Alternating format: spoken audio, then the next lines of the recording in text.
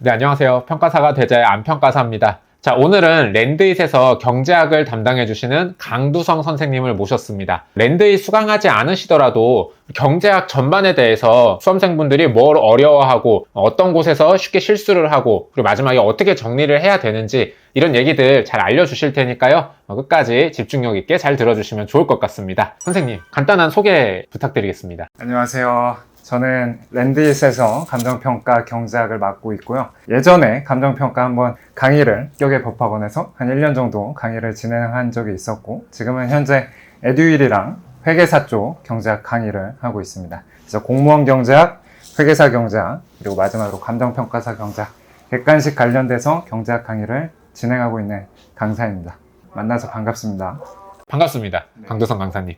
경제라는 과목에 대해서 좀 소개를 간단히 해주시면 좋을 것 같은데요. 선생님 같은 경우는 회계사 같은 어려운 난이도의 경제학부터 그리고 많은 사람들이 보는 공무원도 가르치고 계시고 여러 가지 시험에 경제를 가르치고 계신데요. 이게 시험마다 조금씩 다른가요? 일단은 두 가지 측면에서 다른데, 첫 번째 측면은 강약 조절. 이제 챕터별로 감정평가사에서 좀 집중적으로 많이 나오는 그런 내용들이 있고, 또 회계사 쪽에서 집중적으로 많이 나오는 토픽들이 있어서 그런 강약 조절이 좀 다르다는 측면이 있고, 두 번째로는 공무원 같은 경우는 여러분들 1등부터 뭐 100등까지 뽑히는 시험이잖아요.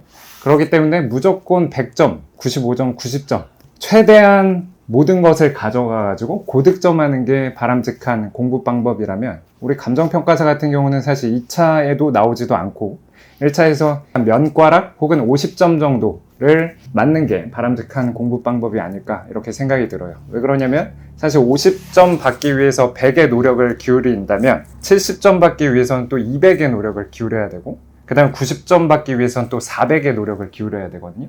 근데 이제 400의 노력을 기울인다는 건 사실 말이 안 되는 거죠, 제가 생각했을 때. 그래서 이제 감정평가사 경제학이 다른 측면은 두 가지가 있는데, 첫 번째로는 강약 조절이 챕터별로 좀 다르다는 것과, 두 번째로는 이제 1차에만 있기 때문에 다른 점이 있다는 거죠.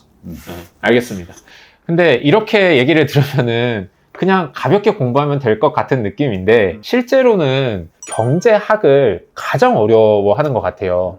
물론 회계에서 꽈락은 많이 나오지만 경제는 미분 나오죠, 적분 나오죠, 그래프 날라다니죠. 제가 봐도 이거는 공부를 잘하던 학생 아니면 이거 따라갈 수 있을까? 이런 생각이 들더라고요. 선생님이 보시기에는 이 경제학이라는 과목을 수험생들이 어떤 면에서 어려워하고 그래서 어떻게 해야 되는지 얘기 좀 해주시겠어요? 네. 그런 면이 10분 공감이 되는데, 이제 경제학 자체는 사실은 굉장히 어떻게 보면 깊이 있는 학문이고 수리적으로 깊게 들어가기 때문에 정석적으로 공부를 하려면 본인이 이과 베이스가 아니거나 혹은 경제학을 전공하지 않았으면, 혹은 전공했다고 하더라도 이제 깊이 있게, 여러분 대학교에서 그냥 공부 열심히 안 한 학생들은 또 어려워할 수가 있거든요. 근데 제가 드리고자 하는 말은, 사실 우리가 고등학교 때 수학을 공부할 때 대부분 수학을 어려워했잖아요.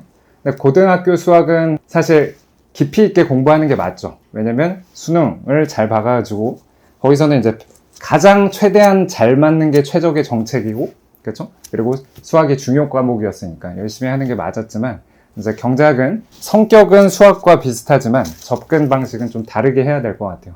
그래서 미분이라는 걸 깊이 있게 배우다 보면, 고등학교 때도 미분 자체가 어려웠지만 여러분 미분 공식은 크게 어렵지 않잖아요. x제곱을 미분하면 2x가 된다, 이런 식으로. 그래서 그런 식으로 좀 접근을 하셔야 될 것 같아요. 네. 저도 생각해 보니까 미분을 증명하면 어렵지만 미분을 하는 거는 그 위에 있는 거 앞으로 내리고 맞아요. 빼기 1하고 맞아요. 그렇게 생각하면 또 어렵지 않을 수 있겠다는 생각이 드네요. 그렇죠.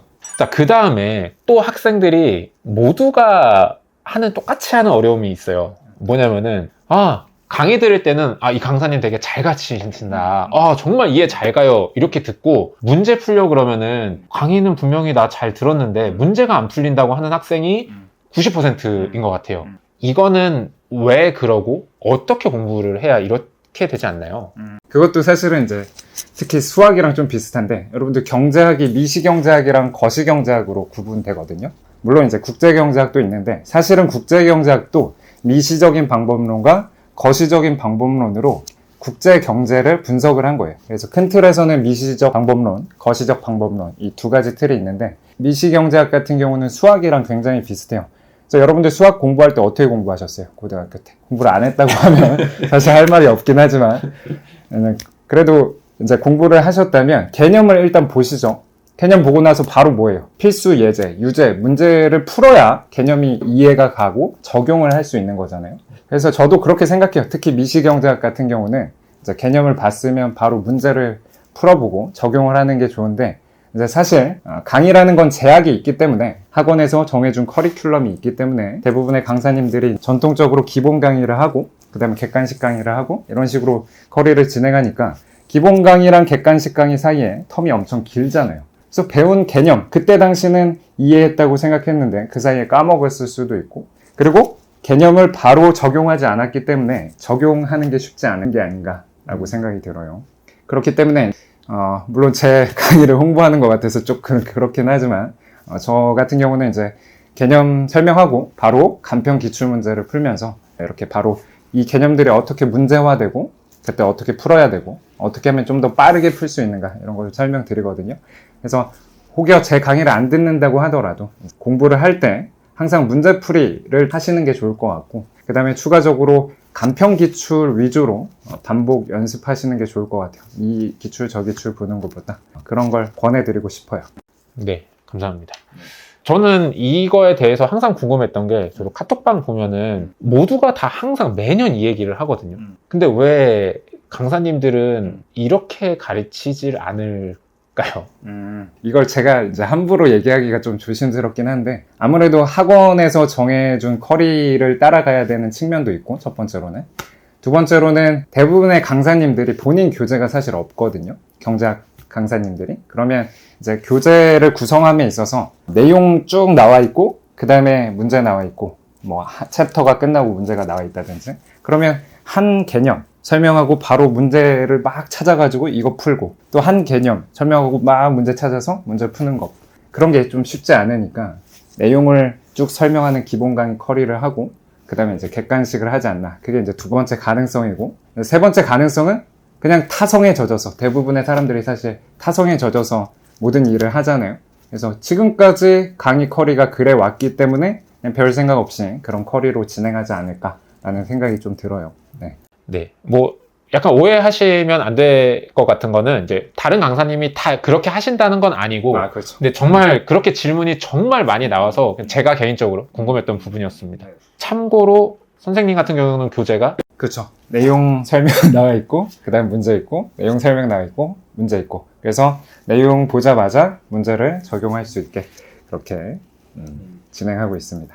저는 이게 정말 대단한 거라고 생각을 합니다. 정말 진심으로. 그렇습니다. 네. 그래서 잠깐 얘기해봤고요. 자, 그러면은 간편 경제학의 좀 특징을 알아봤으니까 공부 전략, 공부 방법에 대해서 얘기를 하고 싶은데요. 일단 첫 번째, 일단 내가 한 3달 후 시험이다 라고 했을 때, 아니 2달 후 시험이라고 했을 때 어떻게 공부를 하는 게 좋을까요?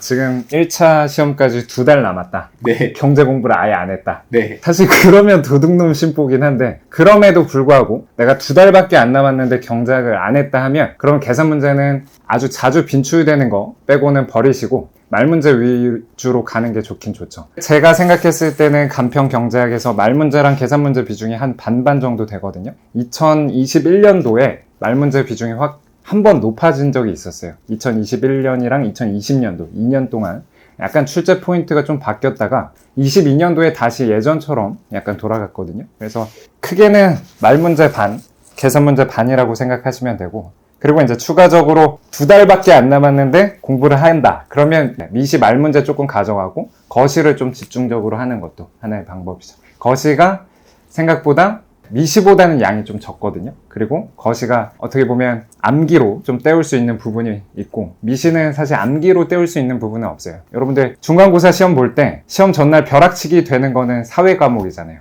그래서 거시가 약간 사회, 사탐 느낌 비슷하게 있고, 그다음에 미시는 수학 같은 느낌이 있어서 수학이 전날 그 벼락치기로 안 되는 것처럼 마찬가지로 2달밖에 안 남았다면 거시를 좀 집중적으로 공부하시는 게 바람직한 방법이 아닐까 생각이 듭니다. 좀 뭐 극단적인 예를 든 것 같은데, 자, 그러면은 조금 더 일반적으로 내가 면과락을 하고 싶다라고 했을 때 어떻게 공부를 접근하면 좋을까요? 제 생각에는 면과락을 목표로 하면 보통 명가락이 되거든요. 그러니까 이제 약간 더 쓰셔가지고 한 50점 정도를 목표로 하고 싶다. 50점 정도로 목표로 하는 게 좋을 것 같고, 공부라는 건 사실 핵심이 있거든요. 여러분들 제가 어디서 봤었는데 우리가 쓰는 단어들이 있잖아요. 단어에 막 100개, 200개가 전체 사용 빈도의 막 80%를 차지하고, 그 다음 뭐가 나머지 몇 프로 차지하고 이런 식으로 되잖아요. 시험 기출도 비슷한 것 같아요. 그래서 한 50점 정도로 목표로 했을 때 자주 빈출되는 거는 정해져 있거든요. 그 부분만 열심히 공부하셔도 50점 받는 건 사실 크게 지장이 없어요. 그래서 기출을 잘 분석해야 되는데, 물론 강사님들의 그게 몫이라고 저는 생각을 하는데, 그래서 만약에 또 제 홍보 같지만 제 커리를 따라오신다면 개념 옆에 문제를 실어놨는데, 간편 기출 최근 21년, 20년, 19년 이렇게 3년 연속 계속 나오는 것 같다. 그러면 그쪽을 집중 있게 공부하시고, 옆에 기출인데 막 띄엄띄엄 2008년, 2016년 이런 식으로 나오면 그런 건 사실 과감하게 버리셔도 전략적으로 공부하는 방법이 되겠죠. 그러면은 이렇게 빈출도가 높은 애들만 봐도 50점은 충분히 맞죠. 그렇군요. 알겠습니다. 굉장히 힘이 되는 얘기군요. 자, 그러면 저는 명가락은 아니고 그냥 보수적으로 안전하게 공부를 하고 싶습니다. 라고 해도 다 공부할 건 아니잖아요. 그렇죠. 그럴 때는 어떻게 전략을 잡는 게 좋을까요? 일단은 사실 간편 경작이 참 계륵 같은 존재인데, 아까도 말했다시피 1차밖에 없는데 난이도는 상당히 꽤 높거든요. 객관식 시험 중에서 회계사가 사실 월등히 높고, 그 다음에 이제 공무원 시험 중에 국회직렬이 있어요. 국회직렬은 좀 특이한 직렬이기 때문에 그 시험이 회계사 바로 밑에 있고, 그 다음에 이제 간평이에요. 그래서 간평 경작이 노무사라든지 계리사라든지 7급 공무원보다는 난이도가 있게 나오는데, 그렇기 때문에 정석대로 공부를 한다고 하더라도 일단 기본적으로는 빈출도가 너무 낮은 챕터들이 있거든요. 특히나 일반균형, 미시경작에서 일반균형은 굉장히 어려워요. 사실 회계사 학생들도 어려워하고, 이제 행시, 저도 행시 쪽을 잠깐 강의를 했었는데, 행시는 경작이 메인 과목이거든요. 그래서 매일 경작을 공부하는 학생들인데도 불구하고 그 일반균형 쪽은 어려워해요. 그럼에도 간평에서는 일반균형이 꽤 난이도 있게 나와요. 근데 그런 토픽은 사실 버리는 게 답이죠. 저는 그렇게 생각해요. 공부를 했을 때 얻는 게 있고 항상 잃는 게 있잖아요. 그게 경작의 시발점이죠. 항상 트레이드 오프가 있는 건데.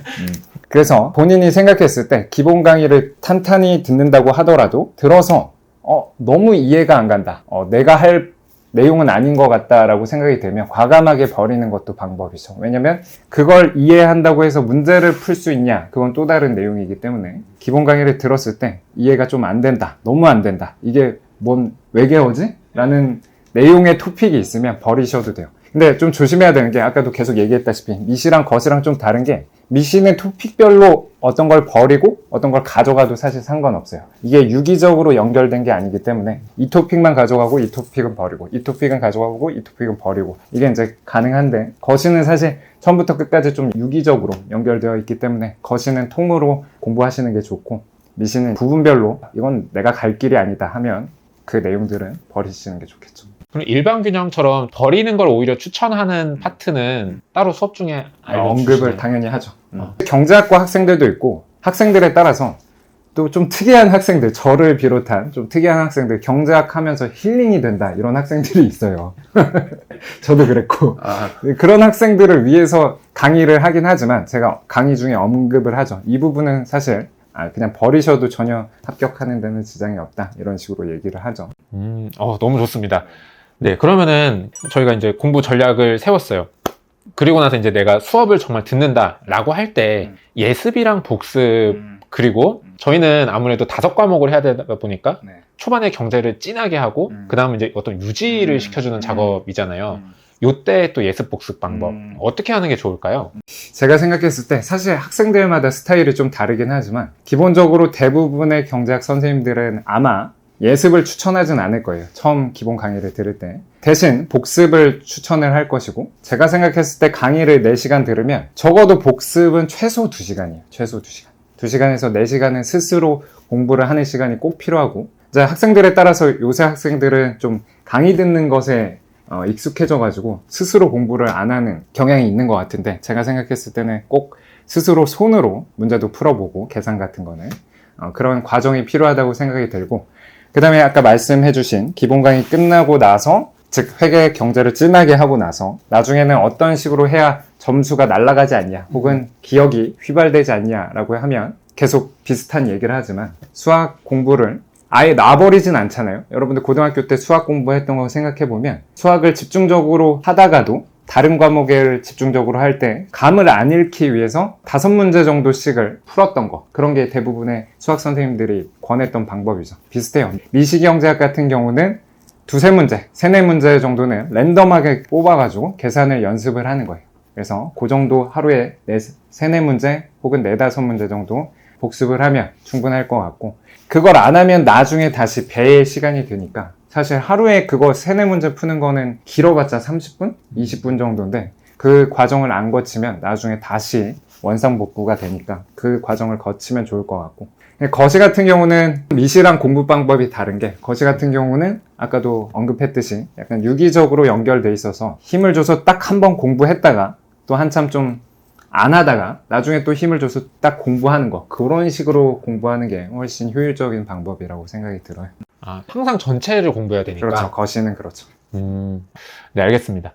선생님, 그 경제학에서 계산 문제를 사람들이 겁먹어 하는데 왜 계산 문제를 겁먹어 하고, 그리고 또 어떻게 대비를 해야 될까요? 아무래도 계산 문제가 대부분의 학생들한테 좀 부담으로 작용하는 게, 말 문제는 우리 머릿속에 논리로 접근을 하면 되는 건데 계산은 손으로 직접 써가면서 풀이를 해야 되고, 아무래도 그러다 보니까 거기에 대해서 부담을 느끼는 것 같은데, 사실 계산 문제 푸는 방법은 2가지가 있어요. 하나는 정석적으로 이렇게 푸는 거, 두 번째로는 이제 계산 문제 테크닉이라고 해서 저는 수업 중에 말씀을 드리는데, 그냥 하나의 식을 외우고 나면 남들 한 1분 혹은 2분 걸릴 거 10초, 20초 정도면 풀 수 있는 그런 테크닉을 알려드리기는 해요. 그래서 자주 빈출되는 거, 그것도 사실 빈출 안 되는 계산 문제에 대해서 제가 테크닉 알려줘서 그거 암기하면 아무 쓰잘데기가 없는데, 최소한 2-3년에 한 번씩은 출제가 되는 그런 빈출 계산 문제에 대해서는 계산 문제 테크닉을 통해서 시간 단축 효과를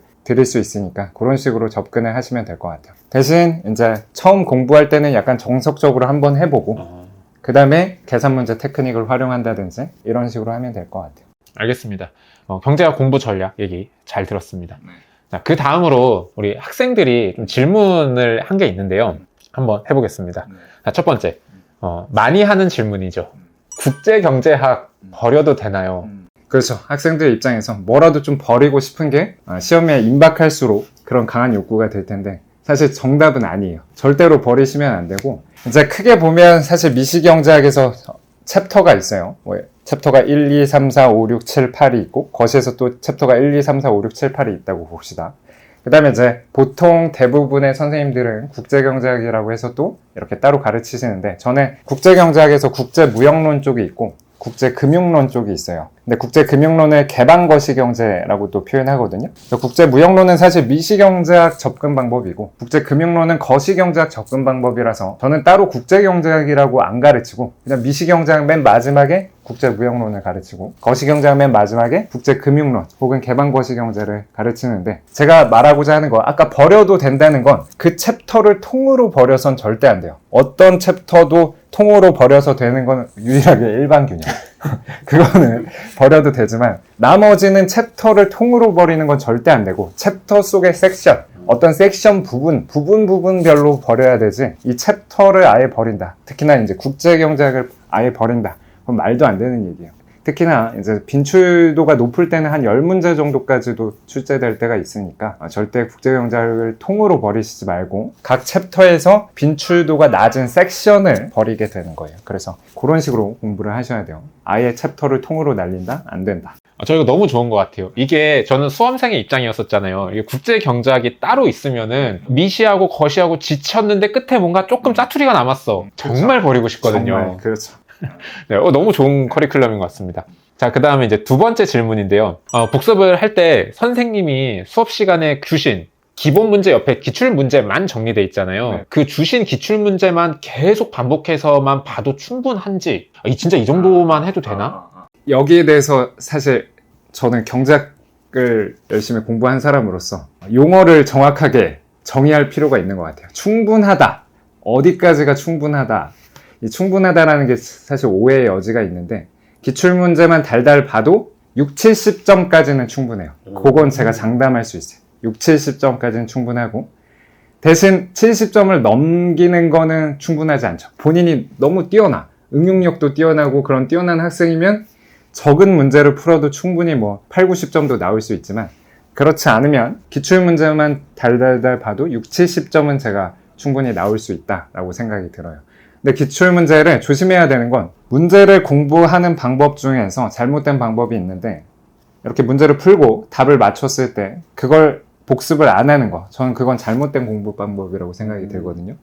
왜냐면은 그걸 왜 맞았는지 그리고 나머지 지문들은 왜 틀렸는지까지 알아야 그게 사실 공부가 된 거거든요.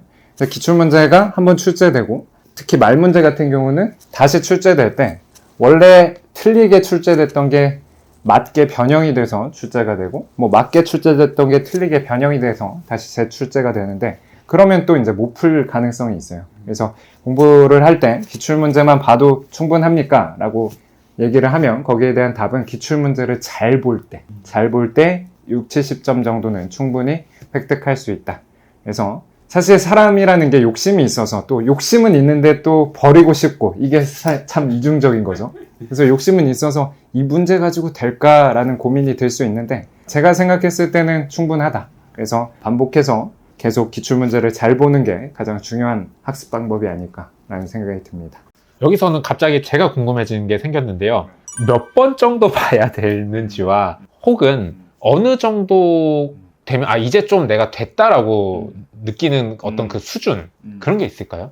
사실 이것도 딱 정해진 답은 없긴 한데 그래도 제 생각에는 기본적으로 5번 정도는 풀어야 되지 않을까. 기출문제를 5번 정도는 풀어야 충분히 봤다라고 얘기할 수 있지 않을까 싶어요. 아마도 제 커리를 따라오면 처음 개념 설명하고 문제를 제가 한번 풀면서 여러분들이 따라왔으면 그 당일날 스스로 직접 한번 풀어봐야 되는 거고 그러면 이제 한번 푼 게 되는 거죠. 그러고 나서 제가 추천드리는 공부법은 사실은 일주일 동안 공부를 하면 주말에는 그 일주일 동안 공부했던 거를 복습하는 것이 좋은 공부 방법인 것 같거든요. 뭐 경제학을 떠나서 모든 공부가 다 그런 것 같아서. 그래서 일주일 동안 공부했던 거를 주말에 다시 한번 복습을 하고 그때가 이제 2회독이 되겠죠. 그러고 나서 이제 월 말이나 혹은 커리가 끝나고 나서는 제가 아까 설명드렸던 것처럼 미시경제 같은 경우는 5문제 정도 뽑아가지고 발췌해가지고 임의로 푸는 거. 그게 한 3번째 푸는 거고 그 다음 마지막으로 임박해서 다시 한 번씩 그때는 연도별로 한번 풀어봐야 되겠죠. 그래서 시험에 임박해서는 여러분들 시간을 재놓고 연습하는 그런 공부 방법이 꼭 필요해요. 왜냐면 객관식 시험이고 시간이 촉박하기 때문에 여러분들이 흔히 하는 실수 중에 하나가 선생님 저는 잘 했는데 저는 시험장만 가면 잘 못해요. 그건 연습이 부족한 거예요. 그래서 꼭 시간을 재놓고 연도별로 다시 한번 10년치 그래서 제가 추천드리는 공부 방법 중 하나는 1차 시험날이 있으면 그걸로부터 10일 전에는 10년치 문제를 매년치 문제를 시간 재놓고 한번 연습 삼아서 푸는 것 그게 좋은 것 같아요. 그렇게 보면 한 4, 5번 정도 보게 되는 거겠죠. 그러면 충분히 간평 경제학은 6, 70점 정도 맞을 수 있는 점수가 나오지 않을까라고 생각이 들어요. 그러면은 저도 사실 공부해봐서 알지만 기출문제를 많이 보다 보면요 오늘은 몇 년 거 딱 풀어야지 했는데 답이 툭툭툭 튀어나오잖아요. 그럴 수 있죠. 그건 오케이? 그것까지는 뭐 어쩔 수 없죠. 그것까지는 어쩔 수 없고 사실 그래서 이제 제일 좋은 거는 모의고사 같은 것도 각 학원에서 진행하잖아요. 그러면 그런 거 쳐보는 것도 괜찮죠. 네, 알겠습니다. 그 다음에 또 질문 주신 게요. 요거는 사실 답변이 조금 된 것 같은데 시험 막판에는 어떻게 정리하는 게 좋을까요?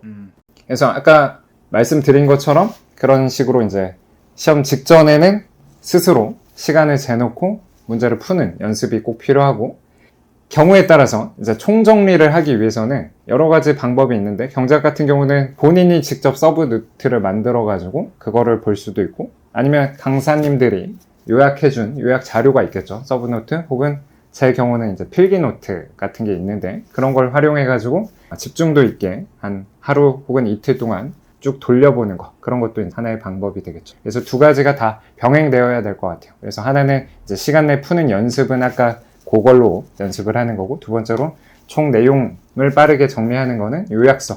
요약서는 본인이 만들어도 되는 거고, 아니면 시중에 나와 있는 강사님들, 본인이 듣는 강사님들 요약서를 활용해도 될 것 같아요. 네, 감사합니다. 그리고 또 어떤 분들은 선생님 강의를 꼭 안 듣는 분들이면은 이제 문제집이 있으면은 간평도 있고 뭐도 있고 뭐 국회도 있고 뭐도 있는데 다른 시험 경제 문제는 풀 필요가 없나요? 여기에 대한 답도 사실은 뭐 풀어도 되고 안 풀어도 되는데, 제가 생각했을 때는 본인이 한 50점, 60점 목표로 한다. 그러면 안 푸는 게 맞아요. 근데 본인이 이제 경제학과다. 혹은 나는 1차 과목 중에 다른 과목이 오히려 싫고 경제는 자신이 있다. 나는 한 80점 정도 목표로 해서 오히려 막 관계법규? 이런 게 너무 싫다 해가지고 그걸 뭐 명과락을 한다 하면, 그럴 때는 타 시험 문제 푸는 것도 괜찮죠. 다만 본인이 경제학을 한 50점 정도로 목표로 한다면 타 시험 문제를 푸는 건 안 하는 게 좋을 것 같아요. 네, 알겠습니다.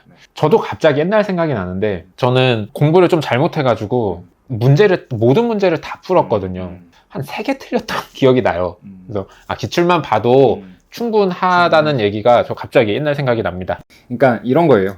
핵심에 대한 실력도 튼튼하지 않은데 자꾸 핵심적이지 않은 걸 풀다 보면, 물론 타 기출이 간평 기출이랑 결이 정확히 같은 타 시험 기출이면 괜찮아요. 그런 건 문제 푸는 거 괜찮은데, 결이 전혀 다른데 이거 몰라가지고 이거 공부하고 있다? 그럼 이 실력도 튼튼하지 않는데 다른 걸 튼튼하게 한다는 건, 그건 말이 안 되는 거죠. 한마디로 축구 선수가 달리기도 못하면서 계속 벤치프레스만 해가지고 가슴은 커지고 이렇게 이두만 크고, 그런 꼴이나 마찬가지. 알겠습니다.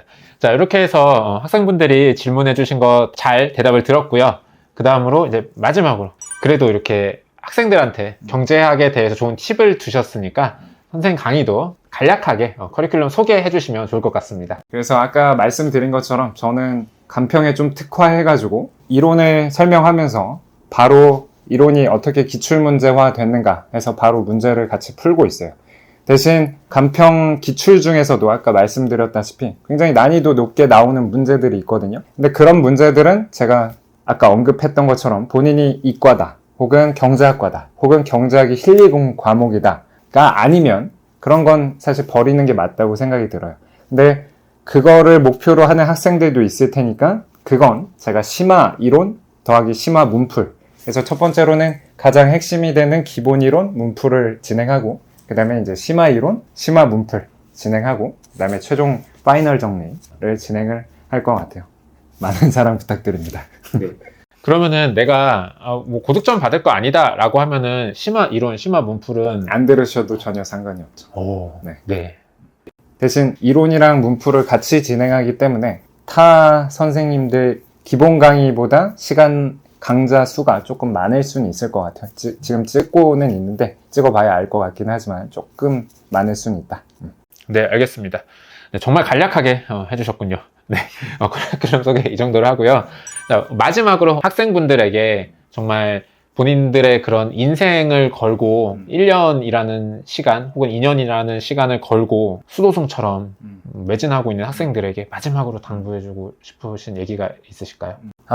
사실 경제학 공부 방법이나 하는 거는 제가 앞서 얘기한 걸로 충분한 것 같고, 제 주변 친구들이, 수험생들이 굉장히 많아요. 다양한 시험들을 준비했고 그 과정에서 아픔도 겪고 또 성장통도 겪는 그런 과정을 보다 보니까 스트레스 받지 않고 건강관리 잘 하면서 준비하시는 게 가장 중요한 게 아닌가 싶어요. 그래서 공부하다가 건강 망쳐가지고 오히려 붓고 나서 몇 년을 아파가지고 힘들어한 사람들도 있기 때문에 건강관리 잘 하시면서 스트레스 최대한 안 받으시면서 공부하시는 게 좋지 않을까, 그렇게 이제 말씀드리고 싶네요. 네, 좋은 얘기 감사합니다. 자, 마지막으로 제가 깜빡했네요. 강의 듣다가 선생님한테 질문이 있으신 분들은요, 저희 랜디 네이버 카페에 해주시면 되니까 그쪽 많이 이용해 주시면 좋겠습니다. 자, 간평 1차를 공부하시는 분들, 오늘 들려드린 얘기 많이 도움 되셨으면 좋겠습니다. 자, 여기까지 하겠습니다. 감사합니다.